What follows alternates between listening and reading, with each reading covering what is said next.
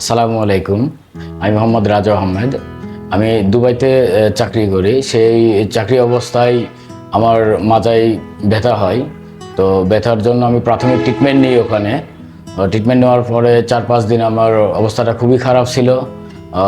যেহেতু ওখানে ট্রিটমেন্টটা আমার হাইলি নিতে পারিনি, সেই জন্য আমি দেশে এমার্জেন্সি ছুটি নিয়ে আসি। আর এখানে আসার পরে আমার পরিচিত ছিল ডক্টর জি এম শামীম। তো ওনার কাছে আসি। ওনার কাছে সে এমআরআই করে আমার পিএলআইডিটা ধরা পড়ে। তো পিএলআইডির জন্য আমি এনার কাছে ট্রিটমেন্ট নিই। এর আগে আমি নিউরোসার্জনকে দেখাই। নিউরোসার্জন উনি আমাকে অপারেশনের সাজেস্ট করে।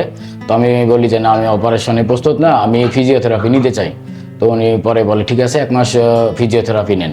তো আমি এখানে ফিজিওথেরাপি 1 মাস নিয়ে মোটামুটি অনেকটা সুস্থ হয়ে যাই, এবং সম্পূর্ণ সুস্থের জন্য আমি 2.5 মাস ট্রিটমেন্ট নিই এখানে।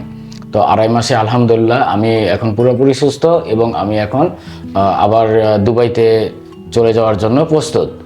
তো এর জন্য আমি ডক্টর জি এম শামীম এবং তার টিমকে অশেষ ধন্যবাদ এবং কৃতজ্ঞতা জ্ঞাপন করতেছি, যেন ওনারা আরও দীর্ঘদিন এভাবে রোগীদেরকে ট্রিটমেন্ট করতে পারে। এবং রোগীদের প্রতি আমার নির্দেশনা যে ওনারা এরকম মাজা ব্যথা, স্ট্রোকজনিত এরকম রোগী যদি হয় তাহলে দ্রুত ডক্টর জি এম শামীমের কাছে এসে চিকিৎসা নেয়।